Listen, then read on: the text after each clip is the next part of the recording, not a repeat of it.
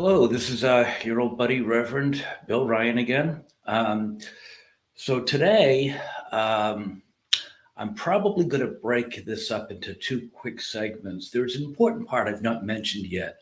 Well, there's a lot of things I've not mentioned, but this is probably something I should make a point of mentioning to you. Um, but before I do, I've started to get some comments, which are great, by the way. I really enjoy hearing from you, regardless of what you have to say. Um, the two things I am getting, mostly I'm getting people saying, "Are you serious?" Yes, I'm absolutely positively 100% serious. Everything that I've told you is true, and more besides. Um, those of you who do not believe it, that's fine. I mean, I wouldn't have believed it either, to be honest with you. So if you expect me to, stomp my feet and hold my breath till my face turns blue until you believe me, that's fine. I mean, skeptics to me make the world go round. If you believe everything you hear, then you're in for a rough ride in life. In this case, though, I am actually giving you some very accurate information. I'm withholding a lot of stuff for a number of reasons, um, but no, this is true, and the piece I'm going to tell you next is even more disturbing. I wasn't sure I was going to bring this up or not, but I think I should. Witches, witches, they they enjoy misery, and a lot of times they will do things that that will break your spirit. I guess is a good way to say it. Uh, now, I I came from the streets, and I've been pretty much, before I found God, I found Jesus. I was a bit of I wouldn't say a troublemaker, but I mean, I wouldn't run from trouble. And one of the things that I was really good on is in fights is, moving and all that. Um, and that this person that was a wizard, part of the coven, knew that about me. I was very proud of the fact that you know um, I was my prowess of fighting was very good. Uh, and then one day I was at the airport with my wife and somebody else, but I won't name. And we were getting ready to board the plane. And this third party, I found out later, was part of the coven. So getting ready to board on the plane, and I didn't think much of it, but she touched me. And then when she touched me, my legs gave out, and I fell to the floor. Uh, Basically, I became a cripple. Um, the airport assistants came over and asked, if they could assist. And we decided that, we'll go to Atlanta. That's where my home is. And although it was from Boston, Boston had the best doctors, I wanted to get home. So they stuck me in a wheelchair and put me on the plane. And we went to Atlanta, went to the hospital just outside of Atlanta. And I went in there, and they kept me for just under 3 weeks. Uh, they did every kind of test on me. And at the end of it, they just came and said, "There's nothing wrong with you. Physically, you are in perfect health. We don't know why your legs don't work." So at that point in time, they decided that, you got to go home. There's nothing more we can do for you. You may or may not walk again. Well, there's another thing that happens. This is a very well-known thing, by the way, that witches actually do put curses on you when you get sick, and doctors don't find anything. So with me, they took my legs out because they knew without my legs, I would not be the fighter that I was, and that was a big part of who I was. It was pretty much to put me in a wheelchair is to really put me in a place my self-esteem would go really low. Um, and the thing is too, when they do this to you, you can usually find out at least one person that's behind it, because they usually show up at the hospital and they run interference for they run interference, so they want to keep the doctor from being able to do anything that might help you. So if you know when this happened, and again, I'm not mentioning who it is, but lo and behold, after about a week, this person showed up and started talking to doctors and telling them stuff to confuse them. Again, this is new to me. I had no idea this person. I thought this person was trying to help. Later on, I found out that he was there for two reasons: to keep the doctors from figuring out if they could help, and also he wanted to take me back to where he lived, would take me away from Atlanta and go back to his house with his wife. Um, and my wife said, no, he's staying with me. He's my husband. But she travels a lot. He's like, well, you travel too much. We can give him the care he needs. And then he finally brought it to me, and I'm like, no, I'm not going anywhere. I'm going home. I don't care if I got to crawl on my stomach for the rest of my life. I've got a home that I like, and I want to be there, and that's it. So I went home. We started saying some prayers. We got to know some people. Well, we did know some people in Africa, some high priests. They said some prayers, and slowly I got my legs back. And then probably within 3 weeks of praying, I was able to walk again. And shortly after that, I could start running a little bit. Still had a very bad case of vertigo for probably about 6 months afterwards. But I recovered. I recovered through the grace of God. I recovered, and I'm better than ever now. So I thought that was worth mentioning, because witches like to torment you, and they did their best to cripple me. But through the grace of God, I was able to get better. And yeah, I mean, it's good. I pieced it together later on when I talked to people who had more knowledge about this kind of stuff than I did, and they helped me figure out who these people were, who the coven was. And like I said, I mean, I approached them and they admitted it. It was really harsh for them to deny it for long. They tried, but it was obvious. They finally goes, okay, yeah, well, we did it. So what? And they're still doing it, and I know who they are. But anyway, so that's that. That was the one piece I wanted to get across to you before I go into what you can do if you ever come across something like this.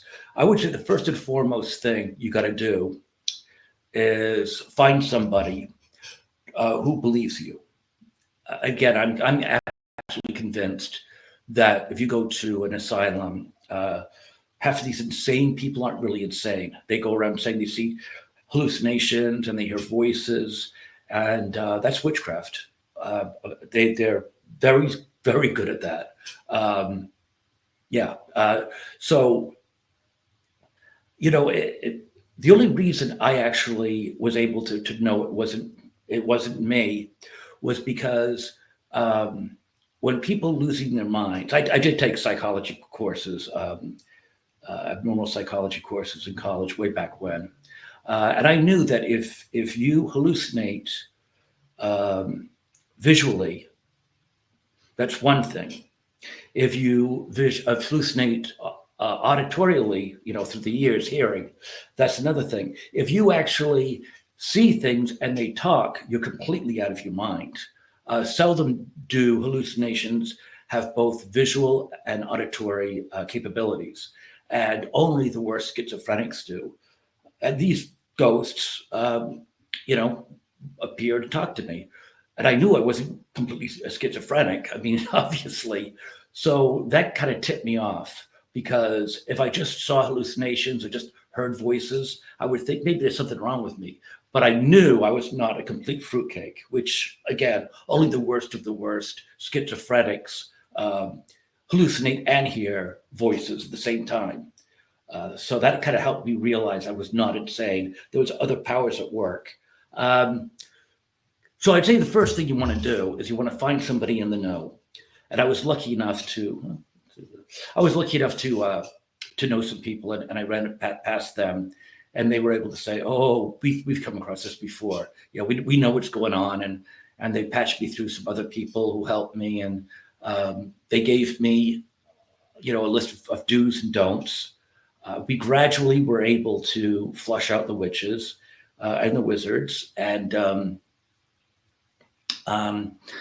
to this day, I know the battle's still going, but there's kind of a lull in the action. I don't think they really realized that I could fight back the way I did. And they probably thought, he's an Irish guy. He knows nothing about witchcraft. He'll be easy to take down. But they didn't account for the fact that I had a lot of friends that know all about witchcraft, and they were able to assist me.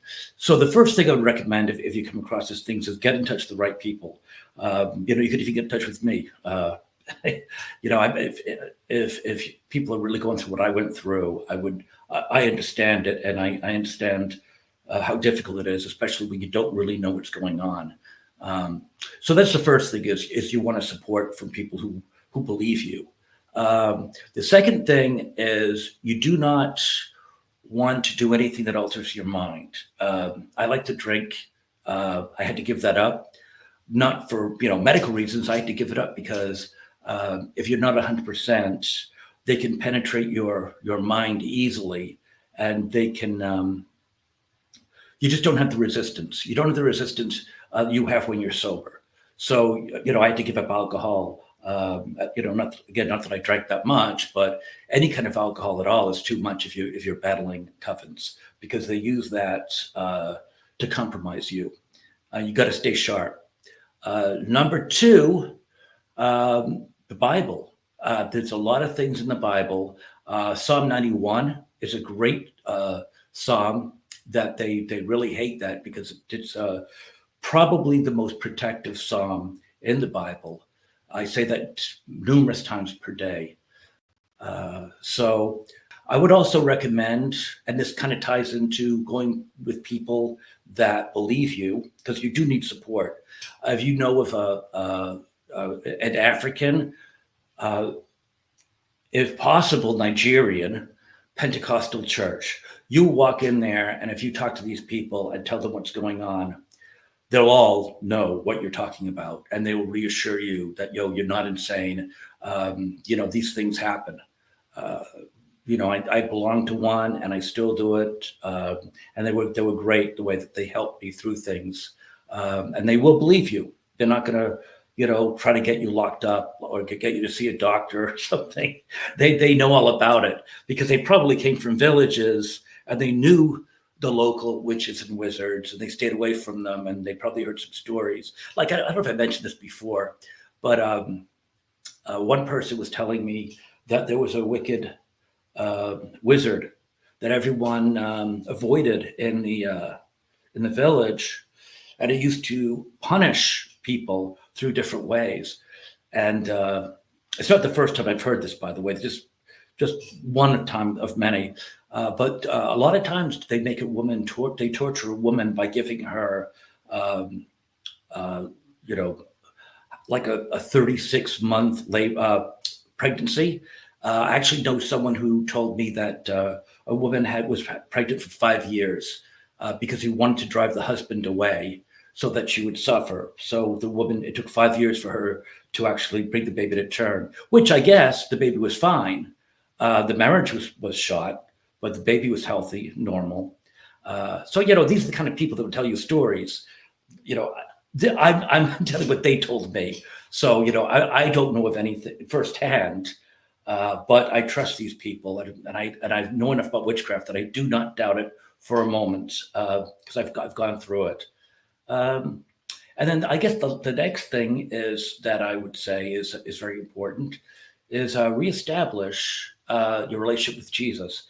There's the witches and wizards are terrified of Jesus and the Holy Ghost, but the Holy Ghost is like, an atom bomb, a nuclear bomb. I mean, the Holy Ghost is the most powerful around, but Jesus also they're very scared of. There's an expression, ja, ja, ja, that if you yell at them, the witch will immediately leave. And that Zha Zha Zha is actually, and I'm not sure what language it is, but it's Jesus's name in some ancient dialect. I'm not sure what it is, but yeah, if you see them around and you turn to them and scream Zha Zha Zha, they will immediately leave. So anyway, well, with that said, I think I'm going to wrap up now. I really enjoyed the fact that people are getting back to me with comments. I was going to make this longer, and I can come back to it if you guys want to know more. I just told you what I think were the very, very important parts of this. But I could give you more information about what I went through. So it's up to you. If you want to talk about something else, that's fine. But I am getting comments, which makes me very happy. I'd love to correspond with you guys. And even if you don't like what I'm telling you, don't believe it, that's fine. Like I said, I don't think I would have believed this either until I went through it. So yeah, drop me a line. Please subscribe if you like this, and if you want to hear about anything else, you got any topics or suggestions, drop those in too. I'm going to try to do one a day, which should be no problem for me. I'm pretty much retired now. But yeah, I want to thank all of you for your comments and for watching. And like I said, if you like this, please like, subscribe, and share. And if you don't believe me, that's cool. I get it. I really do get it. But please come back. We'll have some more fun talking about this stuff. So with that, I'm going to say that's it for today. Thank you once again for your comments and your viewership. I really appreciate it. Have a good night now. Bye-bye.